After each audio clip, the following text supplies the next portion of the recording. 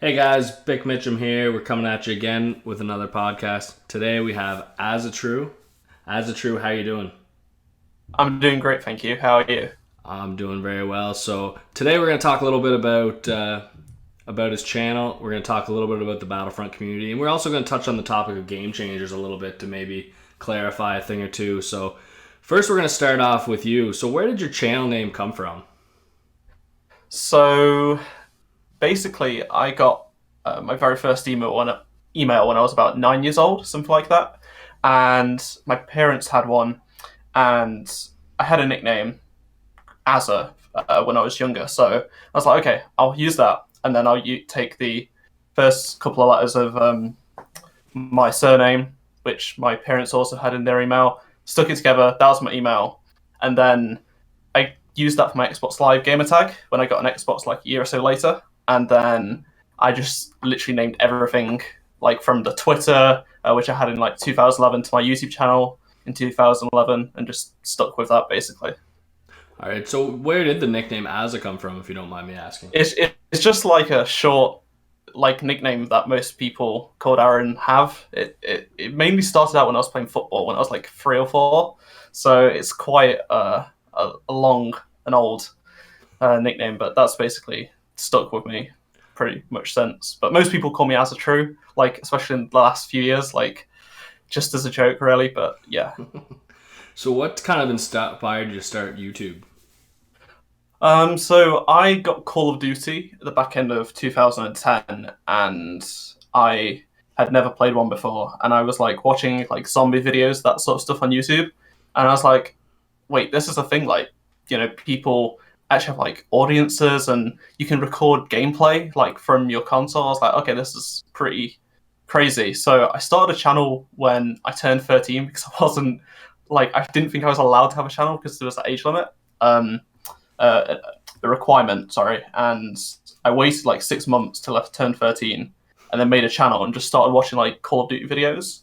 And then like 6 months later, I like brought myself my first proper PC, and like a capture card, and was like, I'm gonna try and like make Call of Duty videos like people that I watched, like sniping videos and like funny videos, that sort of stuff. Like they were all very awful. Like for the first few years on YouTube, like all my videos were awful.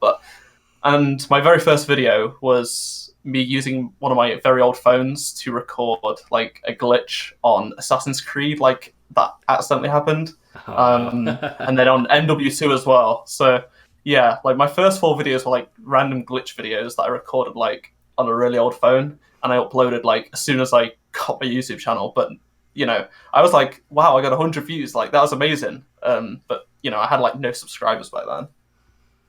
Yeah, back in the day, the was it like an old flip phone, like just like a? It wasn't even flip. It was like just a small touchscreen, and it was tiny, and you could record videos on it. I was like, oh, I've got a camera on my phone. And then I actually remember using my webcam that I had, which was like not even. I think it was 240p actually.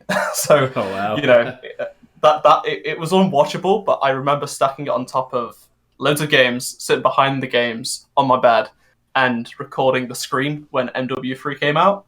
And I remember like uploading like 7 videos on the first day, and they got hundreds of views. And I was like, wow, this is like incredible. Hundreds of people are like clicking on my videos. But that was back then when it was really easy to get views. To be honest, you could upload anything, and you'd get a few hundred views straight away. Do you still have that video on your channel? I have so I've had 3 channels. I've got the Okay. very first channel. Um, all the videos like private, but I've got loads of videos on there. Then I had a second channel, which got like because the first one got a copyright strike from Activision because I uploaded like some images of Terminal coming to MW3. So that got striked, and I was like, damn it, I can't get a partnership because like partnerships back then were like the thing to like go for, like to try and achieve. And that was my goal because I was like, oh, I want custom thumbnails and a banner and that sort of stuff. So I made a new channel and quickly got to like 250 subs, which was like double what I got previously. And then that got striked by someone from my school. They had like a bit of a thing against me. So I was like, damn it, I can't get a partnership now. So I made a new channel, which is my current channel, and that's how I started. like properly like taking it seriously, because I got a partnership straight like within a couple of weeks actually. So Nice. That's you should reload that first video, Assassin's Creed video. I might one day. It'd be funny to see a video to do something like that. of you reacting to your old videos. That'd be. I funny. actually did do a video like that. I did two actually. I did my first me reacting to my first Battlefront videos, which were like in 2014, and then me reacting to my first Titanfall videos, which were like around the same time. And that was I recorded those videos last year. So yeah, that they didn't get many views because people didn't really care for me, but the people that did, they found it quite interesting. Nice. Can you remember a point in the early days of your channel where you almost gave up? Yes, kind of. So in early 2014, I think, maybe 2013, where I was doing a lot of schoolwork, and that was like taking up all my time. And then a couple of personal things was like, just affecting me. So I was like, I don't want to upload anymore because, what is this to upload? It was just like Call of Duty videos and stuff like that. This was before Battlefront from DICE had like a proper reveal, because that didn't get a reveal until like 2015. So I wasn't even making Battlefront videos back then, and I was just uploading like rubbish every single day. And I was like, I don't want to do this anymore. And I think I probably stopped like, there was a point where I uploaded every single day for like nearly 2 years, which was like ridiculous. But that's because that's what I used to do after school. And then when the exams towards the end of my school life happened, like I sort of stopped or slowed down massively. And then after school, I went straight back into it. Like I was like, I'm not stopping, sort of thing. But I did nearly give up, kind of. But I didn't think I was going to truly give up. Like I thought I was just going to go on like a long break, if you get what I mean. Nice. So what are your aspirations for your channel? Like, what's kind of your end goal? I don't really have one, because I've never seen it as like, I want to hit like this amount of subscribers.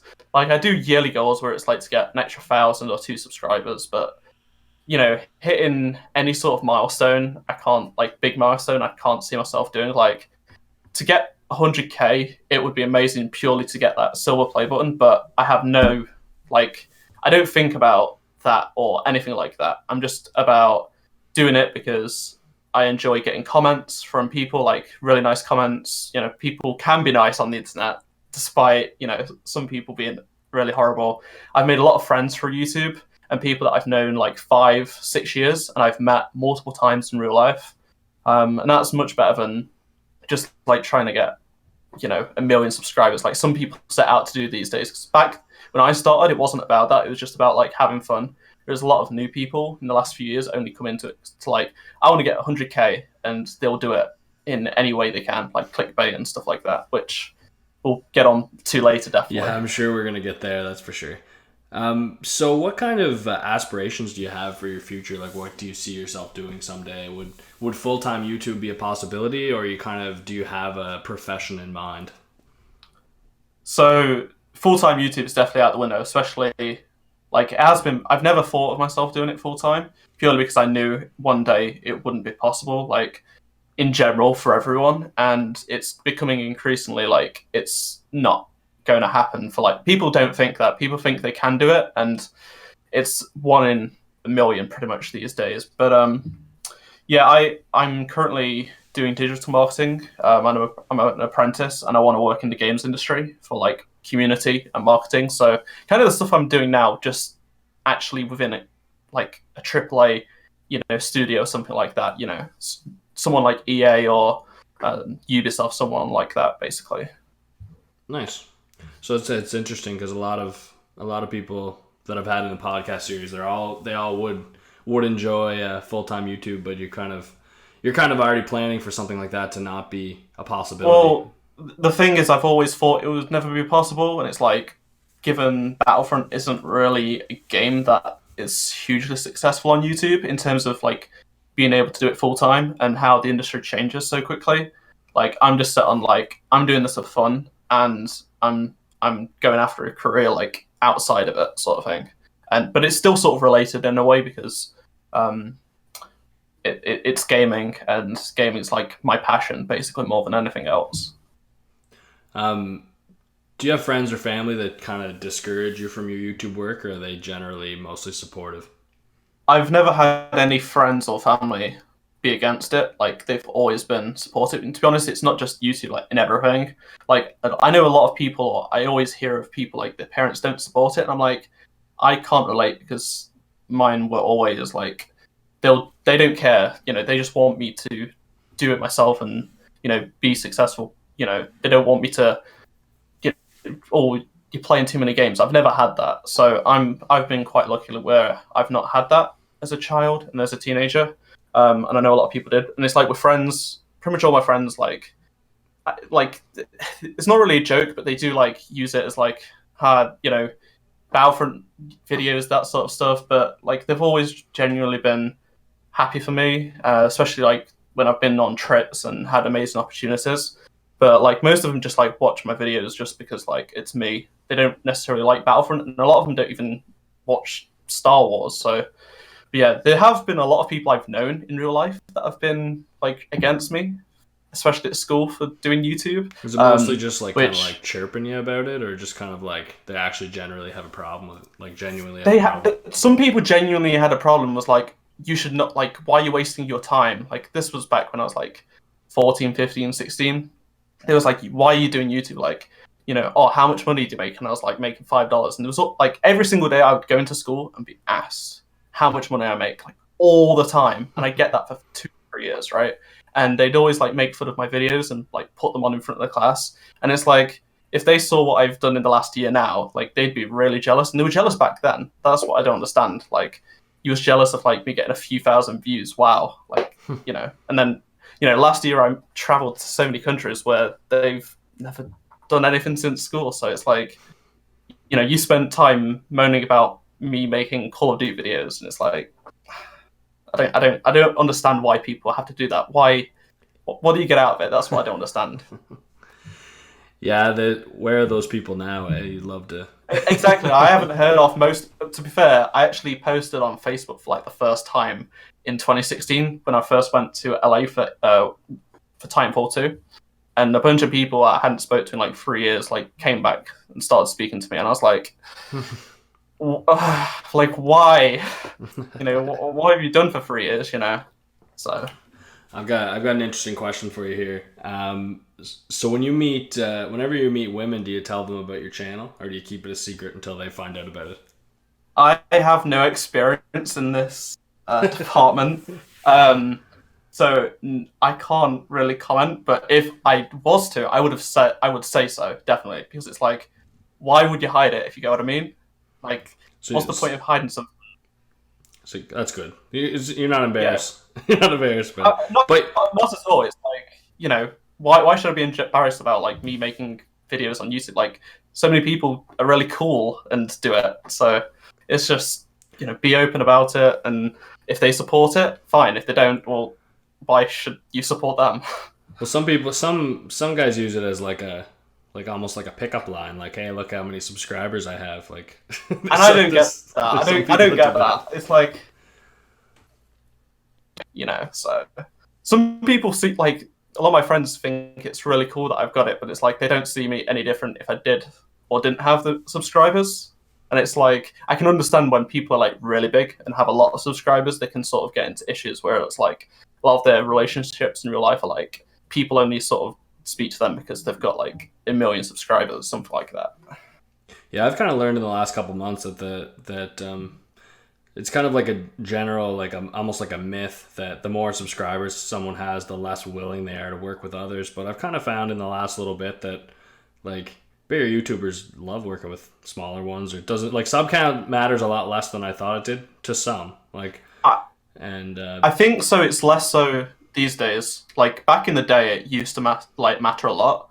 Whereas like if you become friends, it doesn't like matter how many subs. Like especially in a community like as small as like the Battlefront community in a sense. Like a lot of us are really good friends, so we just sort of speak to each other on a normal level. It doesn't matter like how many subscribers you have.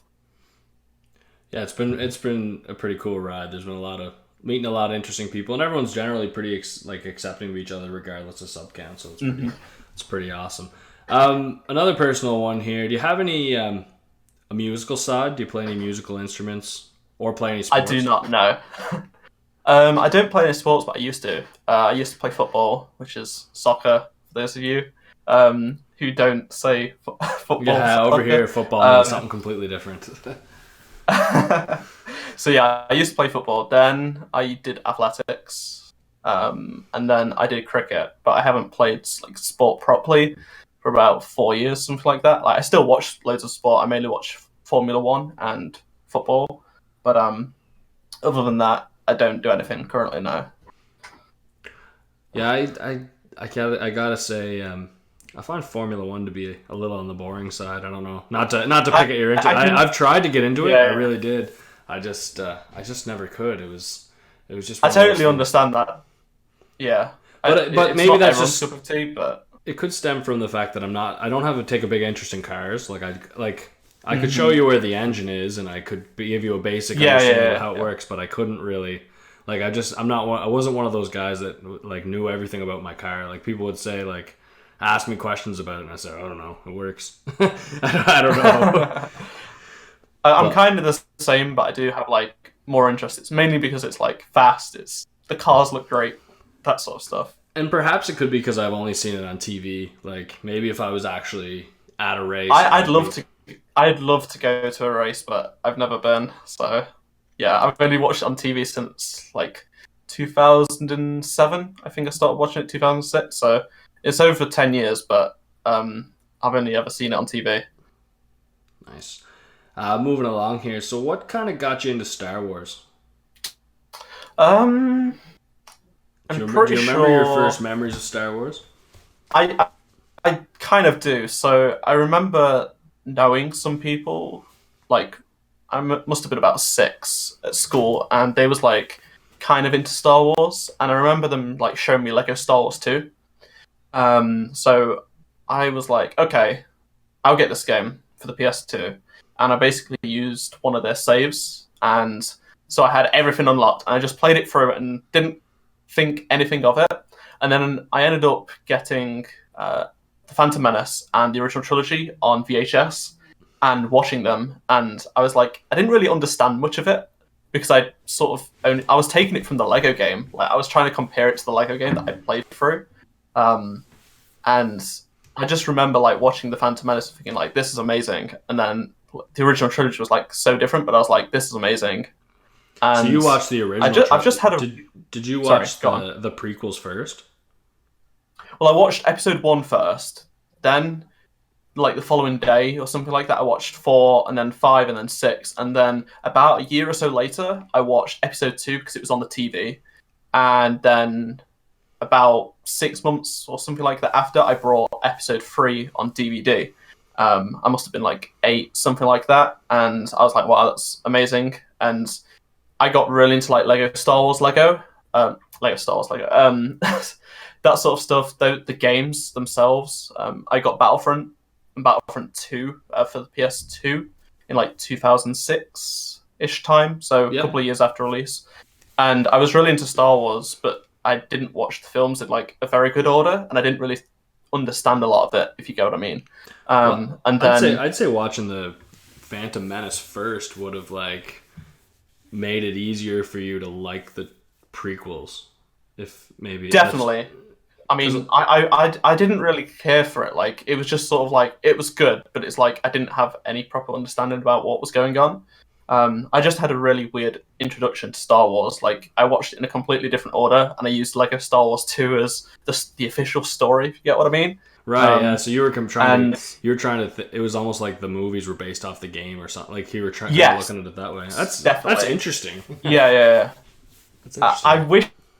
I wished if I could go back now, I would have watched 1, 2, 3, or 4, 5, 6, then 1, 2, 3, and not played the game at all. But then again, I wouldn't probably have been into like Star Wars as much as I did now. Because I mean, probably 5, 6 years ago, I didn't care for Star Wars. Like throughout school, I was like, I didn't watch the films for years. It was only when they announced it was coming back for episode 7, I was like, oh, a new Star Wars film. Like, I've never seen one in the cinemas before, and I was like getting excited, but then I didn't care about it because it was still like it was over a year away anyway. And it wasn't until I saw the Force Awakens teaser, I was like, then I saw the film, and I was like back into it. And for the last few years, I've been really into it.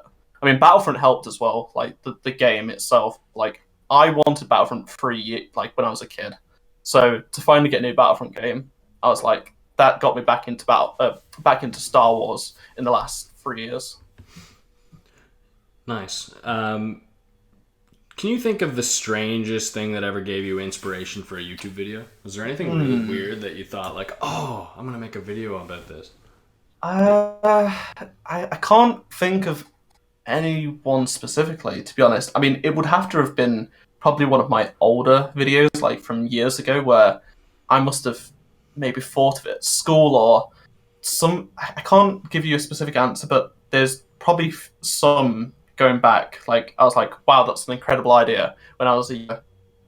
I don't know. I wish I could have given you a better answer, but I can't think of anything in the last few years where it's like anything really random that's given me an idea. I've usually sort of taken on board what people are talking about in the community, or I just go into the game and like look around the menu sort of thing to give me an idea. But I'd have to say something like 2012, 2013. I probably uploaded like loads of videos where I got ridiculous ideas from somewhere, but I can't think of anything, unfortunately. All right. What's the most annoying thing you see in your comment section for your videos? Oh, this is gonna annoy so many people, but basically, whenever I made a video about the Battlefront 2 beta, I would get a comment or multiple comments saying, "You're saying beta wrong." Now, I always bring up the same defense, and people are like, "You're lying," and it's like, so every time I say the word beta in any video now, I get comments moaning at me, and I've had people unsubscribe from my channel because I say it differently to them.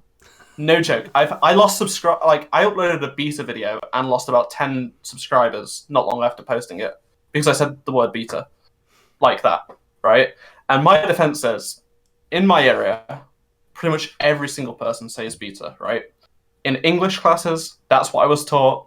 And the English dictionaries always pronounce it beta. So it's like, I'm going to go with what I think's correct. And I've always said that, especially when it's the dictionaries, like the official dictionaries of the English language in the UK, okay? And people seem to think I'm wrong, but no, just Google it. That's what I say to people. Google it. And they're like, no, you're lying. But it just annoys me so much because people actually unsubscribe and dislike because I say it differently to them. So I don't get that. I don't. There was a poll posted by it. Go on. No, sorry. You go ahead. No.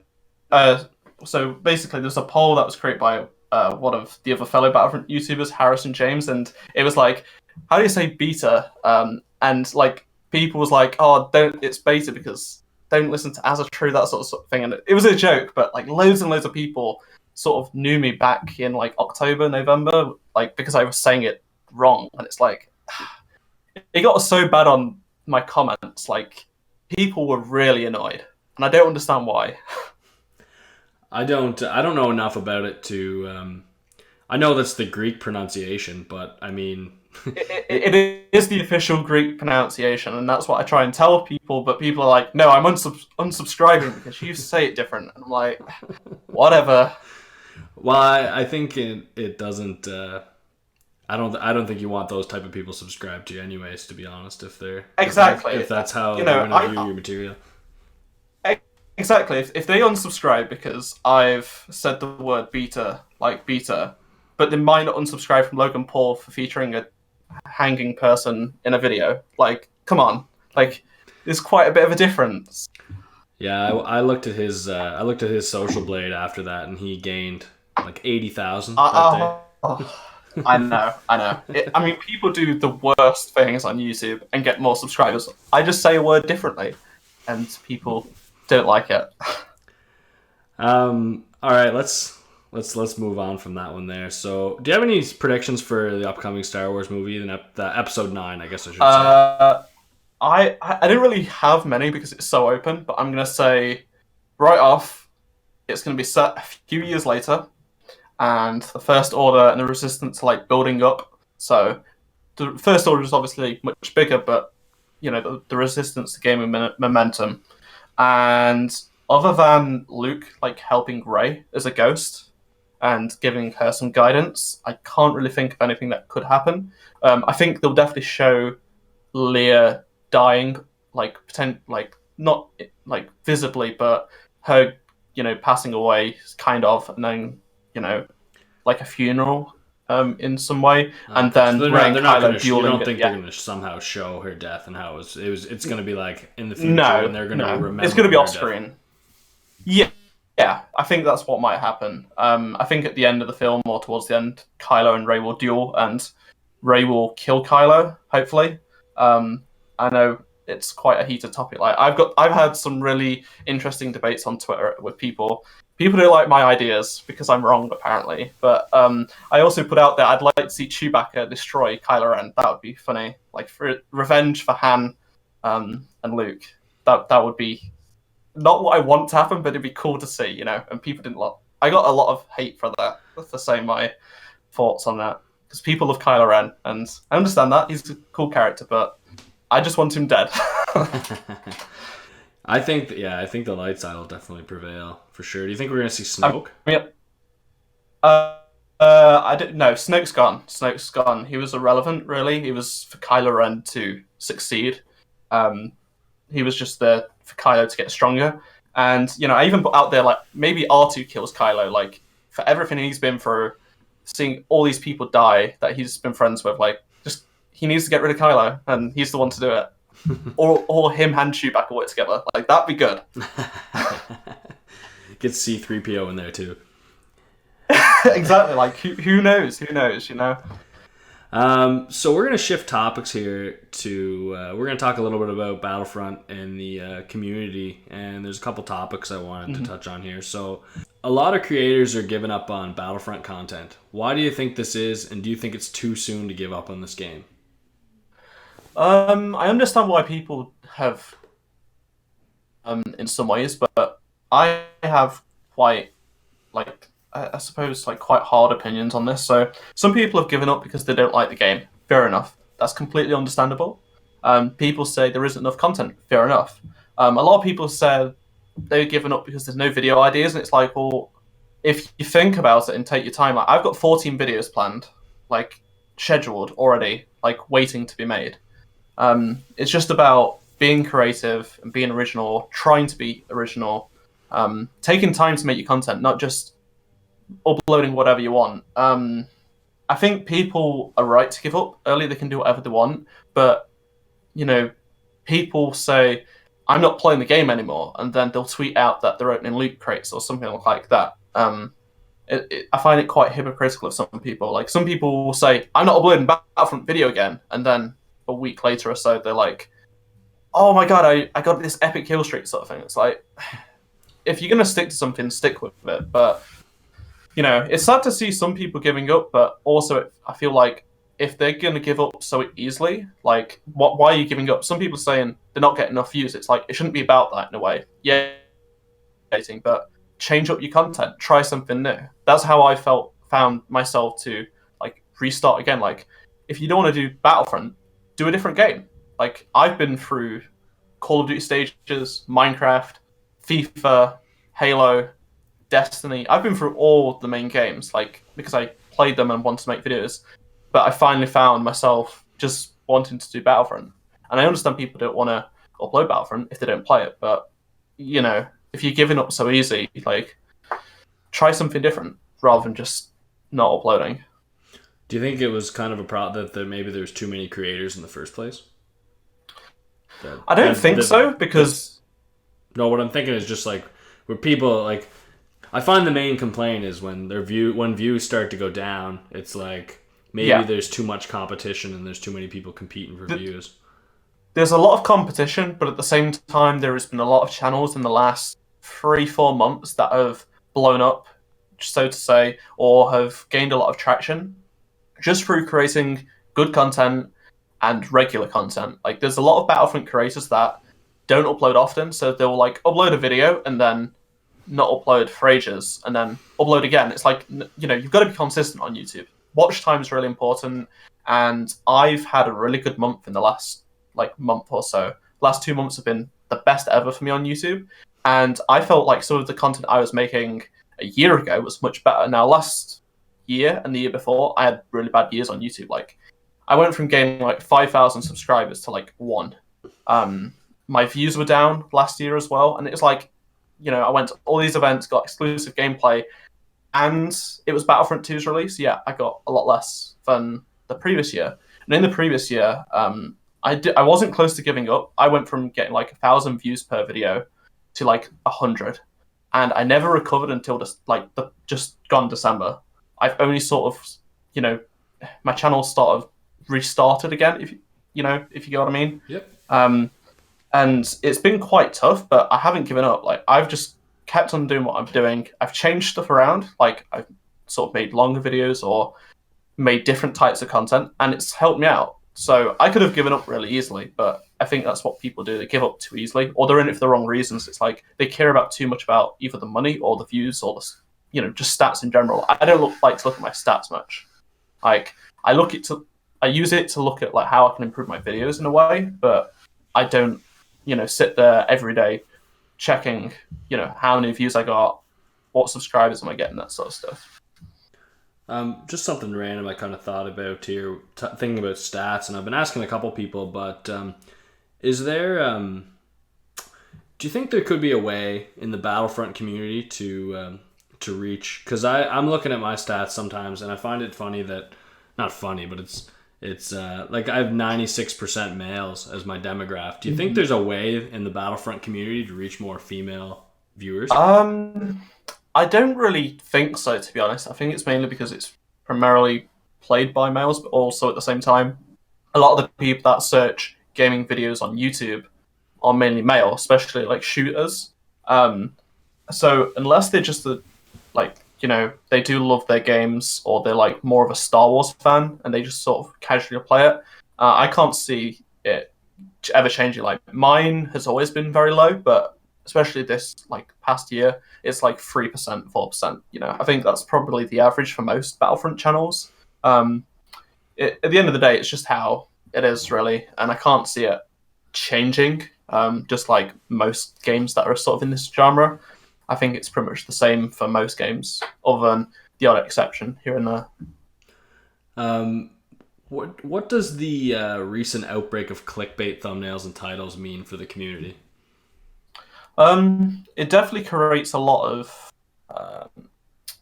miscommunication in a way, and a lot of false hope for a lot of the newer people. So if you've been around the community for a year or two, you sort of will know what to expect. What DICE and EA will sort of release, or what creators can do, whether they clickbait or not. But if you're sort of new to the community, you've come from Battlefront 2's release, you won't really know that. And I think it's more about these people, new people on the scene that watch clickbait, will sort of understand them better than some of us, more original and old school, so to say, Battlefront YouTubers. But they will also think EA and DICE will definitely release this, that, and the other, even though it's quite unlikely some of the stuff people may, use for clickbait. So the only downside is that people will be hey, where's this and that? And it's they never promised this, but they listen to a YouTuber and they sort of take their word for it. Do you think that could be, again, talking about demographic, the younger viewers, say the 8 to 14 audience, that's a lot more, definitely, we'll say, gullible and more, they're basically watching these videos, and it's kind of they're more likely to hold on to false hope than, say, someone that's 18 to 25.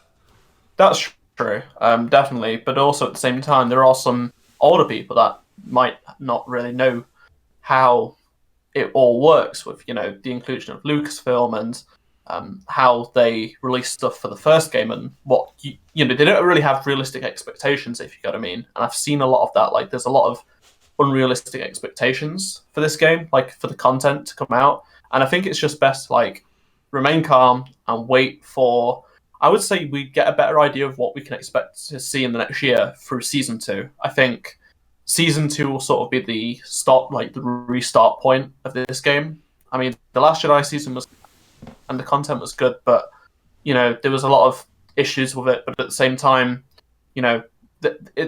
it's their first time doing any sort of thing like this, so we've just got to hold on and wait to see what happens in the future. But in terms of clickbait, it's not a good thing, like, ever, but it's definitely quite damaging, especially to the younger audience, I would say. Do you think YouTube does enough to police it? They don't, but also they can't really, because there's just so many videos, and it's quite opinion whether what's clickbait or not, and it can depend on the game or the video itself, like whatever it is. So I don't really think they could do much more, but if they did decide, like, okay, if it's completely, I mean, there is a policy, like, if the thumbnail is completely misleading, it will be a strike. But it feels like people don't report these things. Like, people say that video's clickbait, but they won't report it, and I don't understand why. It's like, it takes 5 seconds, 10 seconds, few buttons reported. Like, if enough people did report that video, it would go down, because people would say, yeah, that's misleading. But titles-wise, it's a little bit harder, because you can word things craftily, which is fine, but at the same time, it can be also damaging to what you're trying to. Yeah, because if you throw a question mark in a title, you pretty much it pretty much makes it like exactly. But at the same time, there are some ways where that's okay, and then there's also in other instances where you miss out, like, a keyword, even with a question mark, it might be considered clickbait. But it's quite opinionated, but at the same time, it's damaging. Like, it's a bad thing, without a doubt, and I don't think it will change. Like, it's just going to stay the same, really. Well, I remember in the summertime, a creator by the name of StewDog he streamed Battlefront 1 with the title that it was Battlefront 2 gameplay, and he got a strike for that and sat out from streaming for 3 months. So, like, I feel like with some of the stuff that I see recently that that it would definitely warrant, to me, a strike for sure. Some of it. I'm not going to get into names or anything like that, but, like, if he's gonna sit out for 3 months for something like that, then seeing some of the things that are happening I feel like that would warrant a strike as well. Exactly. It's like Stu is doing it for a joke a lot of the time. Like, he's just a funny guy, and he means no harm. But it's like, in that sense, yeah, people should be striked for, like, proper clickbait. There was a lot of stuff back in, like, 2016 when there was a lot of clickbait, but now with the resurgence of, like, Battlefront 2, there is a lot more. Whether people do anything about it, I mean, everyone moans about it, but they never actually report the videos, it seems. Or the videos would go down. Like, you'd expect the videos to go down. So I don't know if people are actually reporting it, but it doesn't seem like that way. Like, I never see people say, "Oh, I've just reported this video for clickbait," if you know what I mean. Yeah, no one wants to be the tattletale. Everyone exactly. Just wants to complain. And it's like, it's all private, so no one knows. But that's what I would urge people to do. I'd be like, if you think something is genuinely, like, completely misleading, report it. It's the best thing you can do. Have you ever caught anyone taking any of your material? Yeah. For the first time, it was the Battlefront 2 beta. Someone actually, like, completely re-uploaded my video and then added their own outro and just cut off my intro. So I gave them a strike. They basically was like, "Hey, remove it." And I was like, I understand little guys, the little guy that doesn't have exclusive footage. Like, I was in that position for many years, but don't steal people's stuff. So I didn't give it him back. I just striked him.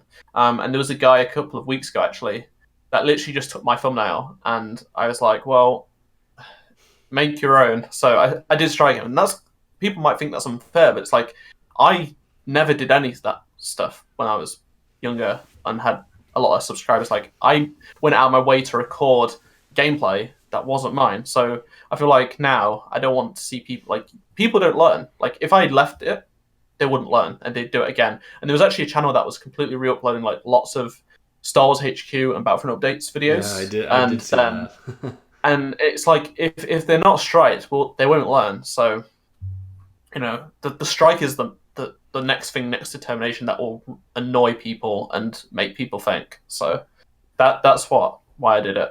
Or I would do that again, if you know what I mean. Yeah. Do you have anything encouraging to say to the community in regards to maybe why we get such little communication from Dice? Uh, um, I can't really speak a lot on this subject, but a lot of it is down to you know legal reasons and things bigger than us gamers wanting news about a game. Like there is, you know, it's not your average game. It's a Star Wars game, um, and there's a lot of working parts like that are above everyone else. Like people have been comparing the game to Fortnite. Like Fortnite gets all these news updates and patches like regularly, and the difference is Fortnite is a much bigger team, and it's run by the people that own it. Epic, Epic own everything to Fortnite. It's their game. They know it inside out. Um, they can do anything they want with it, right? So there's a lot more funding behind it now because it's growing massively. Whereas there's a lot less manpower and resources behind Battlefront 2. And And you have they the also don't whole own they don't own the yeah, material also. exactly. EA and Dice own nothing pretty much. Like it's all Disney and Lucasfilm. So I can't really discuss like anything else, but it's just one of those things. And the communication has been much better this time around than the first game, but it does need to improve. Like I'm not saying this is the reason why there's not much communication, but there is reasons behind it, but it does need to improve. Like being like Dennis returning to Twitter the other week and just doing all those tweets were like phenomenal, and everyone was so positive for a day, and people started not being happy for a couple of days after, but it was good, and things like that should be more frequent in my opinion. But again, it honestly depends on what can be said and what the developers can say. They can't say much sometimes, and that's the annoying part. Okay. Does the launch of Battlefront 2 worry you a little bit? And what kind of needs to happen moving forward to keep viewers in the community engaged? There needs to be regular, more frequent communication. Not regular because we can't necessarily have that, but there needs to be more frequent communication.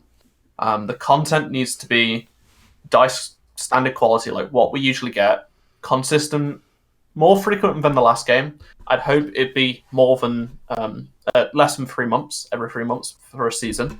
And it seems like season 2 is definitely coming quicker than expected, which is great. Also, major changes to the game that people want to come back. Because a lot of people are holding off coming back because of the progression system, and we know that's in the works. So I think we've just got to wait until the next big change in terms of progression. We'll be fine, I think. It's just that some people are set on their opinions and they won't come back. It's like the first game. Weirdly, the first game had a lot of hate, and yet people seem to, like that game more, and they didn't like it back then. So I don't really know what that's true. about. They did grow into it. It took time. It definitely had a resurgence. Death Star pack. That was a really big deal. Even just when we got the first expansion, like so many people got more interested and wanted to go back and play it.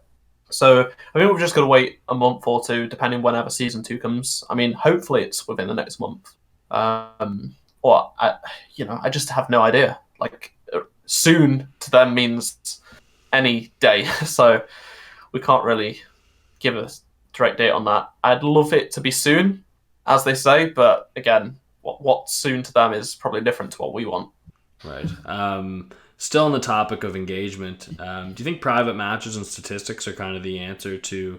There's a lot of talk about that, but I feel like, do you think if we were to see those in the near future, that would kind of be what brings everybody back? Private matches, no, because such a small amount of people. People say I'm wrong, but it's true. Most people play, Galactic Assault, Blast, organized and whatnot, and they play to play that. They don't play private matches. They don't play arcade. It's such a small percentage in terms of the players. It's like the first game. People seem to think, private matches were really widely used. They weren't really. And to be honest, I'd only use them for like cinematic purposes or something like that. I would not play private matches for fun. I want to play 40-player Galactic Assault, if you get what I mean. It's more the 1v1 audience, I think. It's kind of like it's like in a way, yeah. When people are, trash talking each other, and then that's kind of the way they solve it. Yeah. Or the cinematic makers, I guess. There's the people that make cinematics on YouTube. It's just that it's such a small amount of people. So, people seem to think they should be the priority when other people think they should be the priority. And it's like, they've got to work out what's more beneficial, what's easier to do. And I don't think people understand how things work. But yeah, I don't think private matches can bring back loads of people to the game. And same goes for a lot of like other smaller stuff that people seem to think is a big deal. And it's a big deal to them, but not in the grand scheme of things. I think a good DLC with good heroes, good maps, and major changes to the core game is what will bring people back, not something like private matches. I mean, people love their stats, but the problem with the first game is people only cared about KD and was like, you're a bad player if you don't have more than 3 KD. Like, you suck. And it's like, that was really bad in the community for months. Like, when there wasn't much content, all it was like on Reddit was like, you don't have a 3 KD ratio, And I'm glad there is no stats for that reason at the moment. Like, I'd like to see stats back. It'd be helpful, but at the same time, it's not going to bring people back. People aren't just going to suddenly start playing again because they can see how many kills and deaths they get. Right. I think some game statistics go a little too far. Like even Fallout, some of the things that when I scroll through there that they keep track of is just ridiculous. Some of the stuff is great. Yeah, but I just like to kind of touch on your point about KD. Just the way that I look at KD, I know I'm not a very good player. I know that my KD is going to rest somewhere around 1.1 to 1.5, somewhere in that range. That's just like me. Yeah, but what I like about it is that it at least gives me something to look at, to improve, like to try something to work on, something to, as I see that number go up, there's a feeling of it's for the results driven players. I think it's good. I think it gets used as a negative tool in the community when people are, mine's 5 and yours is 4. That's the bigger thing. on a personal level, it's great. On a wider community level, I don't understand why, but it can be a bad thing. I just don't understand why people are so obsessed in like 2016 about KD. Like, I don't get it. And now it's a lot more objective based, and it's just kind of like the way that the world is. It's just like I have more than you. It's just kind of like a bragging. Like mine's bigger. Like how often do you hear that in life? You know what I mean? Everyone's always like, mine's better, mine's bigger, mine's this. Like, it's just kind of like a... Yeah. It's a human thing, I guess, that we want to have more than somebody else. It's kind of... do you think the lack of microtransactions are kind of worrisome at this stage, to think that, development of the game later on without funding might be a problem? Yeah. But at the same time, if they was rushed in the wrong way, we'd have a bigger problem, I think. A much bigger problem, because people would be like, it's still pay to win, or why isn't this purchasable but this is?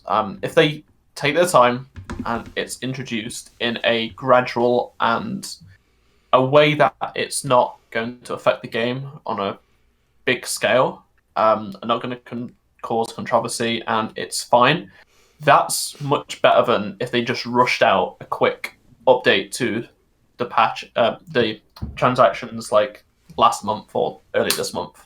So it's worrying that we are getting no funding pretty much, but the game is selling much better now. It's reaching charts, tops, near the top of the charts on in physical and digital. Like, it was the second most downloaded game, or the first most downloaded game in like December in Europe for PlayStation. It was like the third in the US.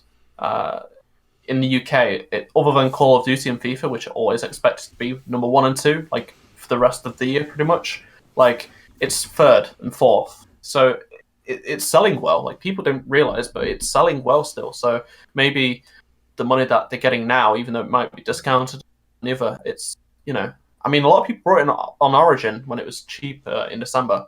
A lot of people that hadn't got it for PC. So, who knows? It might be a case of that it's not as bad as we thought, but yeah, definitely the fact that there is no microtransactions, I think the amount of seasons will be less than we was hoping, I think, but we'll see.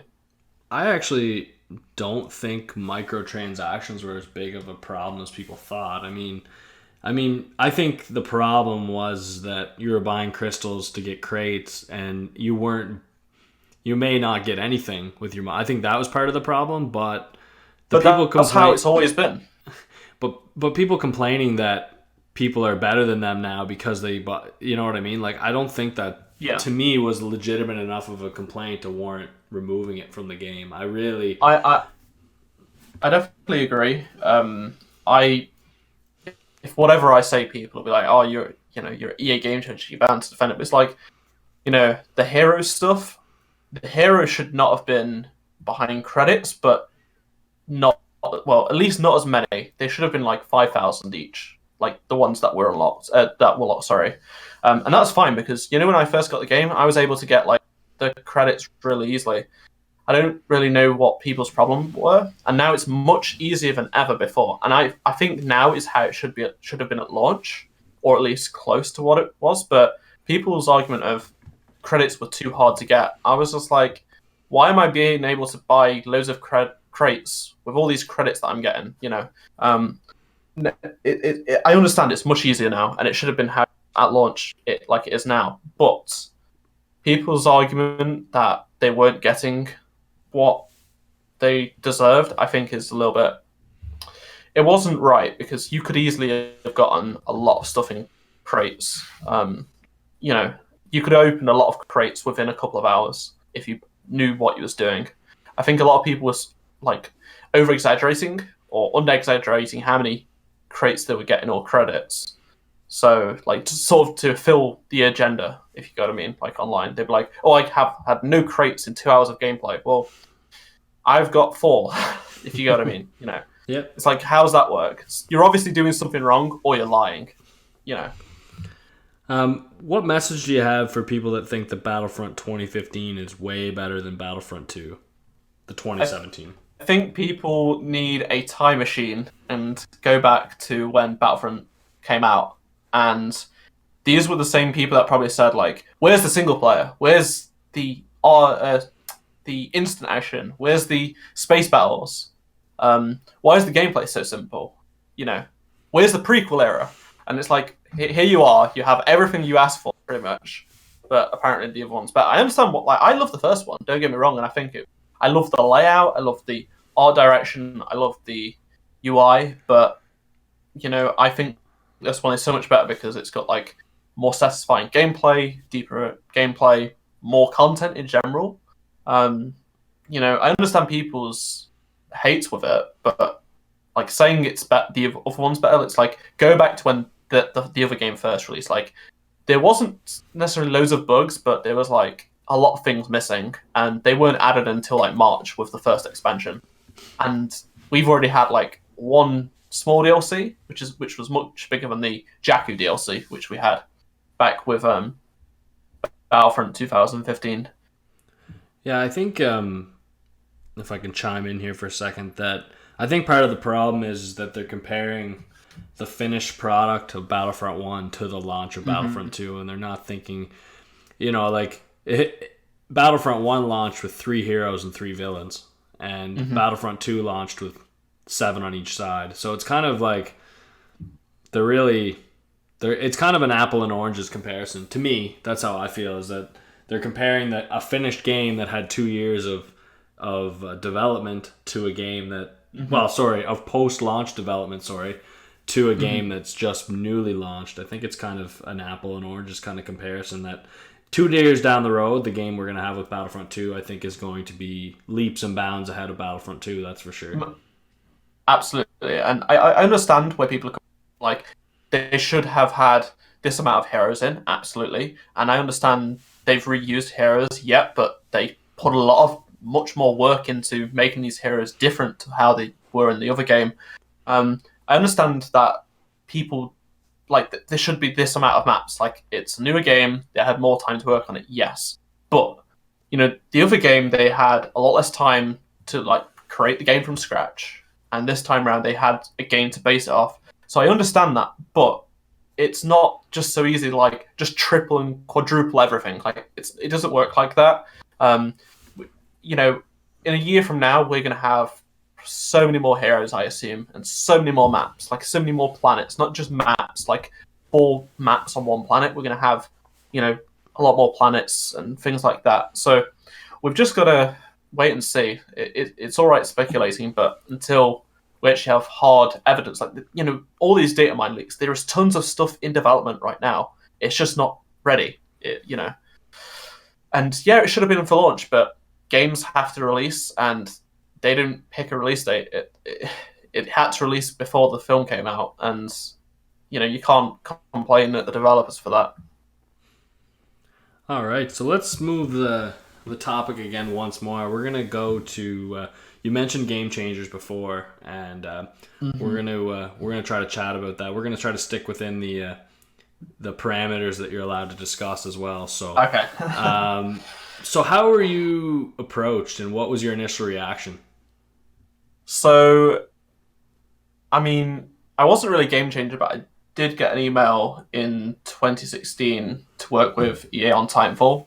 So it wasn't a game changer thing. It was just more like, go and get some exclusive footage. So I got myself in the door in that way, because the Titanfall community was so much smaller, and I just happened to, get lucky, kind of, and they saw my content, and I got to know some of the people at EA.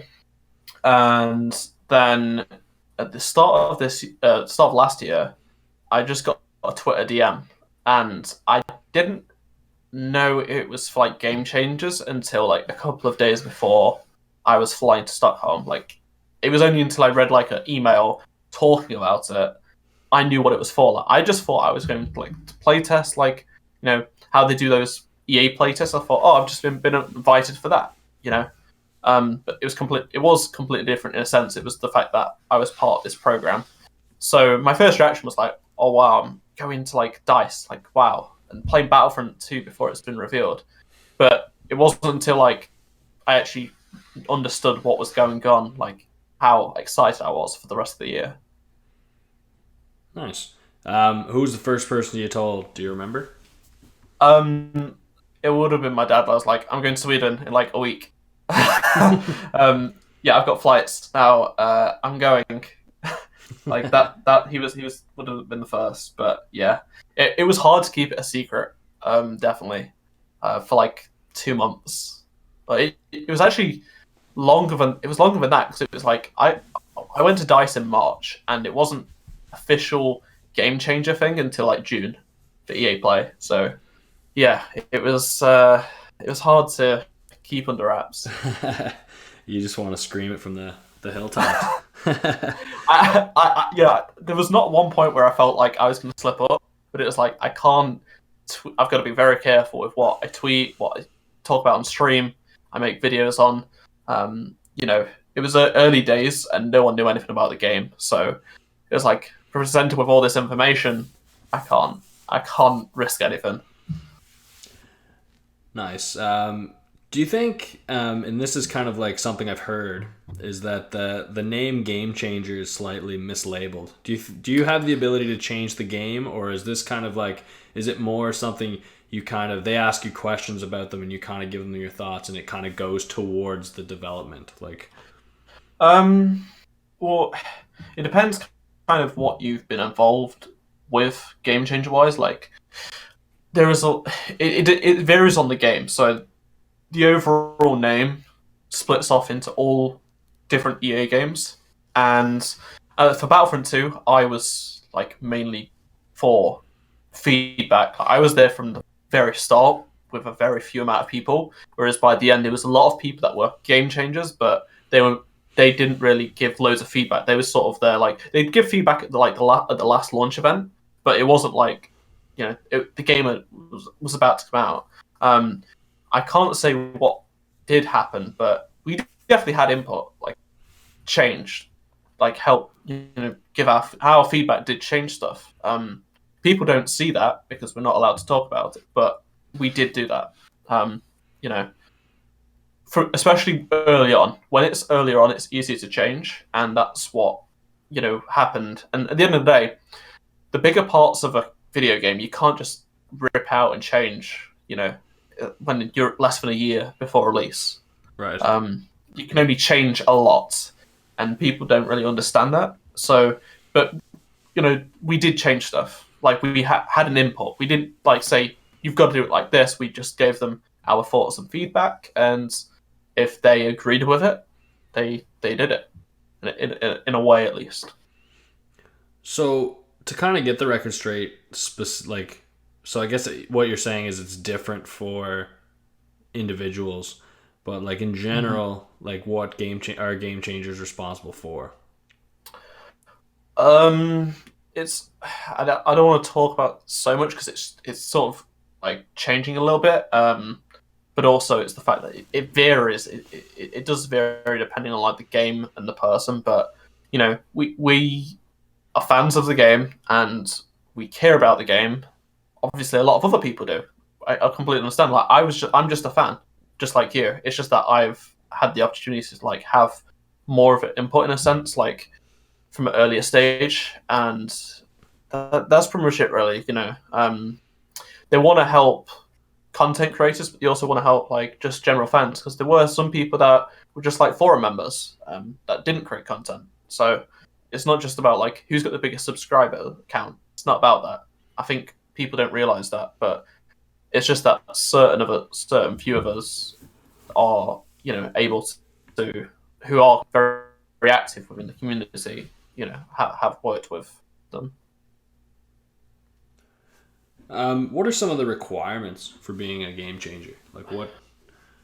Like it's just, like they're obviously not picked at random. So No. and like what like as you like what are some of the agreements that you have to make? I guess to I can't really say for certain, because it's sort of I'm not in the position to say anything. But from what I've seen, it's like people that show passion and they can create great content, whether it be videos or photos or art, whatever it may be. People that sort of seem to know what they're on about, like in terms of like here's what can change. Like I would like to see change in the game. Being a good person, like being respectful online. Like they don't want to pick someone that's very irresponsible to a lot of people. Like yeah, they might like the game, but they might be very hateful towards other people. So it's about being like a good person in a way, and being respectful in just be a nice person, but at the same time, be a fan. Like if you don't like something, there might be some people out there that wants to be a game changer that absolutely hates Battlefront, but they want to be Battlefront game changer. Well, if you don't like the game, we all have feedback. You can't just go around hating on something or someone or a company. Like people seem to think we can't say bad things. It's like we speak our minds. It's just that we don't go around abusing people.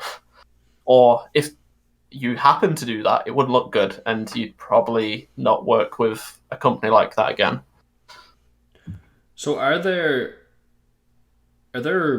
like agreements that you have to make with EA to kind of like restrict what you're allowed to say? Like what kind of I guess I don't want to say sacrifices, but what kind of things do you have to ensure as a game changer that you don't do to kind of like maintain your status? I can't really say much because there's like borderlining what I can and can't say, but if like we know stuff like beforehand, obviously we can't say stuff. Like if there's a lot, like there is embargo, or there is some stuff we just can't talk about. Like especially it was mainly more before it had been released or back last year. there isn't anything to sacrifice other than we just can't talk about it, which is fine. Like, it's really easy to not do that. What was really annoying is when people openly talk about it and leak stuff. It doesn't look good on everyone's part, and it annoys us people that, you know, are respectful of what, we're told we can and can't say, that sort of thing. Right. Still speaking in like a general sense, what are the consequences of breaking rules as a game changer? Just that you lose your status. I can't really say. Nope. It sort of varies per case, I would assume, but it's not something I can talk about really. Sure. I don't have enough knowledge in that sort of sense to discuss it. Great. Would one game changer have more say over another? Not really, because in the feedback sessions, it was just us talking. Like, we was just like having a conversation with the developers. Like, we're all the same. Like, it doesn't matter if you had 1 million subscribers or you was like me with like 15. I was new, and there's a lot of people that had been game changers for a long time on the previous game as well. But like, I felt like I knew everyone already, and they would take everything into account, and it wouldn't matter who you are. It still doesn't at all. It's never felt like that, and it isn't true. It's not something like, it's something that people might think, but it definitely did not happen. If you had to pick one game changer that you look up to the most or feel has influenced you the most positively, who would it be? Not in terms of like game changer stuff, but probably Jack Price, because like I used to watch a lot of his videos back in like 2015, 2016. So probably even maybe a year earlier. So he was like one of my favorite YouTubers to like watch, like for Battlefield stuff, like the only person I used to watch and like PC gaming as well. So like he was like not an influence as such, but he was like someone that I liked as a content creator. So yeah, because a lot of the others I hadn't watched or known really. I've potentially heard of them, but I didn't know anything about them. All right, and kind of wrap things up here. What's something that you may see people post about Game Changer that really kind of grinds your gears? Like, are there any false, like, misconceptions, I guess, that people have of Game Changers that maybe we could maybe clarify, or, I mean, without overstepping anything that you're allowed to talk about, obviously? It's mainly just we're not allowed to say things. Like, we're not allowed to say bad things. Obviously, people aren't going to believe what I say, and people aren't going to believe what if we ever say that. Like, I'm saying this now, people aren't going to believe I'm telling the truth, but it's true.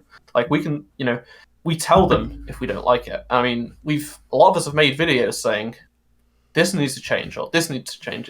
I think it's the way we sort of do it. Like, if I don't like something and I want something to change, I'll mention it in a video. I'll be like, this can be different, or I'd like to see this change. Not like, I really hate this. Like, this is awful. This has ruined the game. Like, I think that's the difference in a way. Like, I think a lot of us are probably a bit more toned down in a way, and I think that's what might annoy people. But I can be equally as annoyed with a decision, but it's sort of the way how we, talk about it is probably different. And people say that's because we're being paid or something like that. It's like, no, that's not true. Just because you might see that or one person said that, it's not true. So yeah, that's pretty much it really. It's just that people can believe whatever they want, and I can't change their minds. I think people need to be less cynical, and just because we're in this weird position where we get to do really cool stuff doesn't mean we can't not. It's not like we just said yes, this is great every time we was presented something that dies. We genuinely didn't like stuff, and there is some stuff that I wish had changed back when I played it nearly a year ago, and it's still in the game in a way. I want a good squad system, but I'm not going to just moan about it all day on Twitter. So, Well, Elliot had said that when we had Elliot in here, he had said that when he speaks about a game, and it goes back to the way that you do it, is that if he presents a problem with the game, the developers actually reach out to him and say, thank you for letting us know this, or thank you for like Whereas if he were to say, like, this part of the game sucks, the developers are idiots for putting it in here, then Exactly. you're not going to get, you know what I mean? Like, it's kind of, I think that's where the line Totally. is. Because the developers at the end of the day are just human, and they're really talented, and they're really experienced, and they know so much more than any of us, right? Just because we play, people seem to think they know more than the developers that have been working on games 10, 20 plus years. So, and, it's all right to be mad. Like, I understand you might not like something, and something is, like, affect your gameplay experience, but it's about presenting a problem to them in a respectful way and be like, can you do it this way? Or why aren't you changing this? Like, not straight up hating on someone who's it's just their job. They're just being a normal person, just like everyone else. And that's probably the biggest difference between a lot of people in the community that are like really respectful. They're not necessarily game changers, but people that like make good content and are nice people and give good feedback. Because there were some really good people that gave some incredible feedback for the beta that I read. And it's the difference between that and using Reddit to moan about, oh, this guy's OP, nerf him now, like this game sucks. Reddit is, oh man. I think Reddit's like, for lack of a better word, like the devil of information. Like it's been ruined. It's been ruined transactions fiasco, but it's like before then, it wasn't bad, but it was still, I do use it. Don't get me wrong, I do use it, and I kind of use it to educate people. Like people that be like, oh, why is this happening? I'm like, okay, well, here's the reason. Also, they think they're a huge majority when it's like they're like 1% or less than 1% of the people that brought the game. In reality, like that's what it is. Yeah, you might play it the most and you might care about it a lot, but at the end of the day, you're not anything in terms of numbers. All right, so I think that's all I've got here for today. Thanks so much for stopping in. We're at... Thank you for asking me to come on. Yeah, man, it's like a lot of people are really enjoying the series. They really like to hear some of the sides that they just never get to hear about. And so you're obviously not going to make content, about, oh, this is, you know what I mean. You're not going to talk about yourself very much. You want to talk about the game and kind of definitely keep your channel around that. So this is a good opportunity for people to get to know you and kind of also get. That's why I did it. Yeah, definitely. And also to kind of clear a couple things up with Game Changer, to talk about the community. It's kind of a hot topic right now because the community is really divided on what people want to change game, people want to give up on the game, and it's kind of. I personally really want the game to succeed, and I think we're going to see a lot of good things in the next couple months. So if everybody just hangs in there, and people just are impatient, I think at times when it comes to. A game, they want it now, and it's tough you can't just make a change overnight, and you can't just... Exactly. I understand people don't understand a lot about like games development. It's like I spent 2 years doing video games development because I want to be a games designer, so I know a lot more than what other people would. So I try and use that as like, this is why this might not be happening, or this can apply to most games. Like just because it's happening with Battlefront doesn't mean it's happening with like loads of other games. So yeah, I just try and help people understand more that might not understand it, and just think about it in a more logical way rather than just hating on something that they unfortunately don't know anything about because the information isn't out in the open, which is fair enough. Like there is a lot of stuff I don't know about, so I want answers as much as the other person, but at the same time, it's about the way we go about it. That's how I say it. Exactly. All right, thanks for stopping in, and we'll see you again. Thanks for tuning in, everyone. All right, see ya.